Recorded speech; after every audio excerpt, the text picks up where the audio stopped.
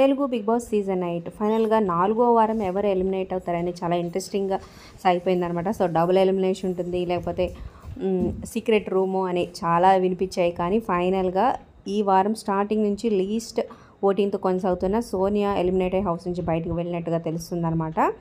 So చాలామంది reviewers అయితే, ఎందుకంటే తన వల్ల ఎంతో కొంత కంటెంట్ ఉంటుంది కాబట్టి లీస్ట్ ఓటింగ్ వచ్చినా సరే సీక్రెట్ రూమ్లో పెట్టి తర్వాత బయటికి తీసుకొచ్చి సో చాలా ఇంట్రెస్టింగ్గా ఉంటాయి అప్కమింగ్ ఎపిసోడ్స్ అనుకున్నారు. కానీ ఫైనల్గా ఎలిమినేట్ అయినట్టుగా తెలిసింది. సో మరి ఈ ఎలిమినేషన్పై మీ అప్పటికి కింద కమెంట్స్ రూపంలో తప్పకుండా తెలియజేయండి. అలాగే ఈ రోజు రిలీజ్ అయిన 2 ప్రోమోస్ అయితే సో ఫుల్గా అందరికీ క్లాసులు పీకేశారనమాట. నాగార్జున, ముఖ్యంగా పృథ్వీ, సోనియా అండ్ నిఖిల్. మరి ఈ ప్రోమోస్ మీకు ఎలా అనిపించినాయి కూడా కింద కమెంట్ చేయండి.